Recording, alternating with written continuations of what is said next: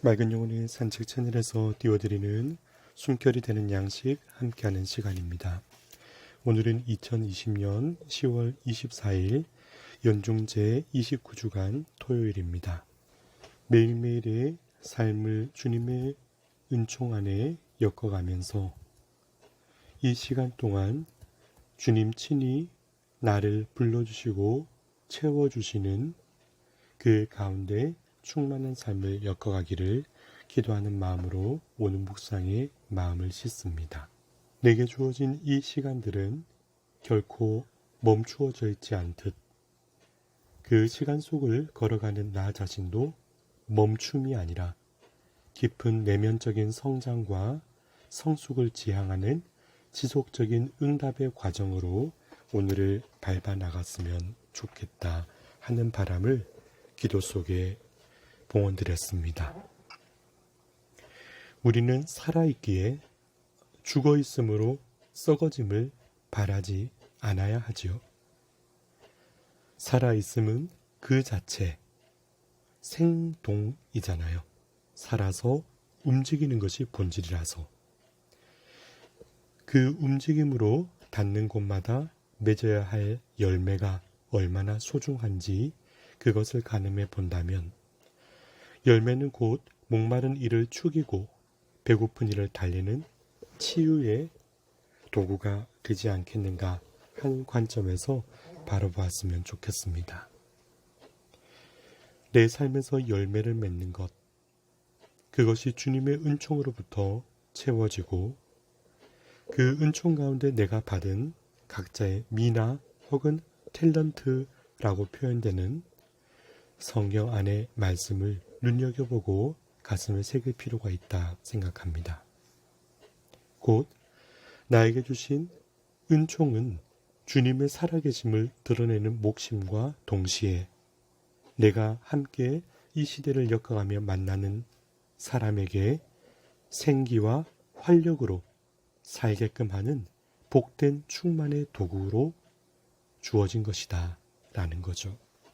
결국 내가 살아가는 여정 동안 어떤 모습으로 그 자리를 지나고 함께한 이들에게 남겨주는 것이 무엇인가 하는 것이 주님께서 이 땅에 나에게 주신 의미와 목적을 분명하게 하는 길일 것입니다. 오늘 에베소서 4장 9절부터 10절 사이에 그분께서 올라가셨다는 것은 그분께서 아주 낮은 곳, 곧 땅으로 내려와 계셨다는 말이 아니고 무엇이겠습니까? 내려오셨던 그분이 만물을 충만케 하시려고 가장 높은 하늘로 올라가신 분이십니다. 라고 주님께서 무엇 때문에 우리 곁으로 오셨는가, 그리고 우리는 어떤 삶으로 채워지는가 하는 것을 명확히 전해주고 계십니다.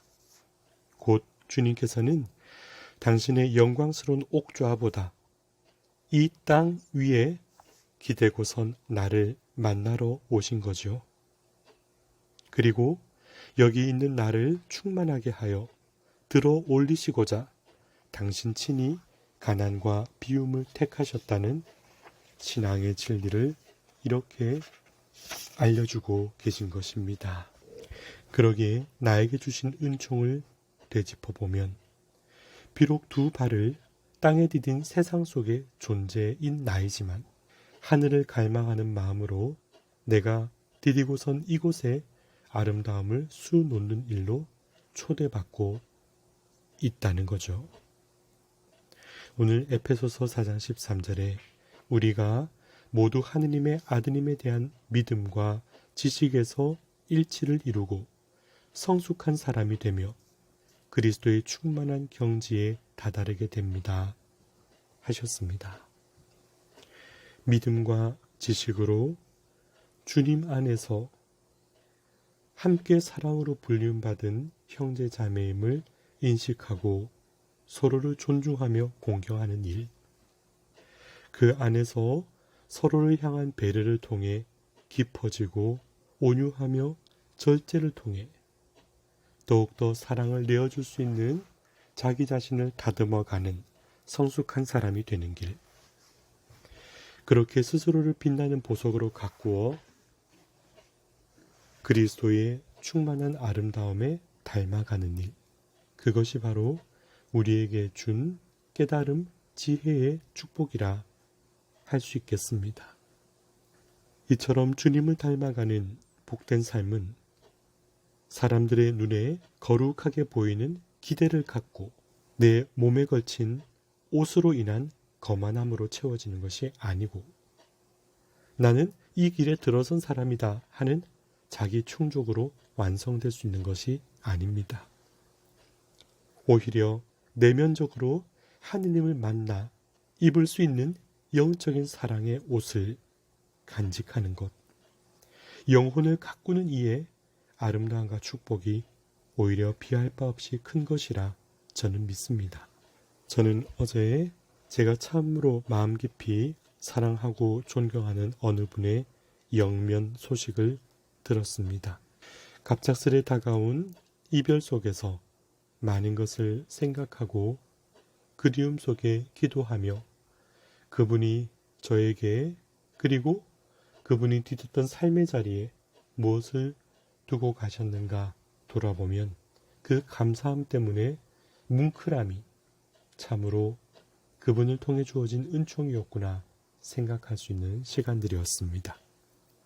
제가 시골 성당에 깃든던 날, 하느님 앞에 깊은 회개를 이룬 진정 속으로 다가오던 소박하고 군더더기 없던 그분의 모습, 어느덧 백발의 머리색이 되었지만 여생을 하느님의 뜻과 성모님의 모범을 좇고자 하며 간절하고 절박하게 매달렸던 그분의 깊은 신앙, 자신의 삶의 역사 속에 부끄러움과 나약함도 하느님께서 마음껏 쓰실 수 있는 사랑의 도구로 내어놓았던 헌신적인 모습, 저에게도 그 삶의 향기가 얼마나 큰 위로가 되고 사랑이 되고 힘이 되었는지 이루다 말할 수가 없습니다.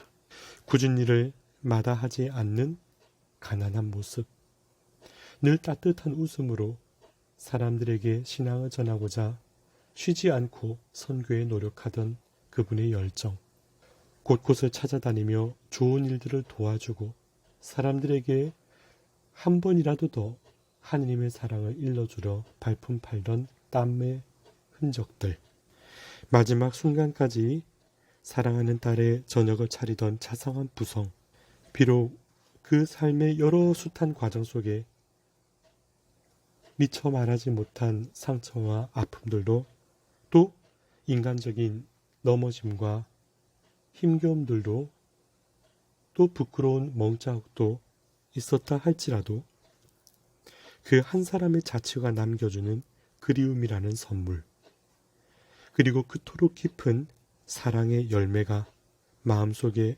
울려지니까 곧 그리스도를 증언하는 위대한 발자취는 그처럼 성실하고 소박했던 삶이 꾸려진 감동에서 우러나는 것이구나 하고 가슴에 새겼던 날이었습니다.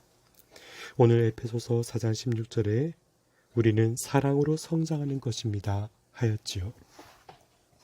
그 사랑은 세상의 어떤 뛰어난 언변보다도 사람을 변화시키고 주님께로 이끄는 살아있는 은총의 기림이 분명합니다. 그처럼 복된 초대는 서원이나 서품, 그 은총의 길 위에서 얻는 옷자락의 색깔이 아니라 주님을 사랑하여 이루는 그 삶의 자리와 사람의 모습 가운데서 자연스레 풍겨나는 아름다운 향기로부터 이루어지는 것임이 분명합니다. 에베소서 4장 7절에 그리스도께서 나누어 주시는 은혜의 양에 따라 우리는 저마다 은총을 받았습니다 했습니다.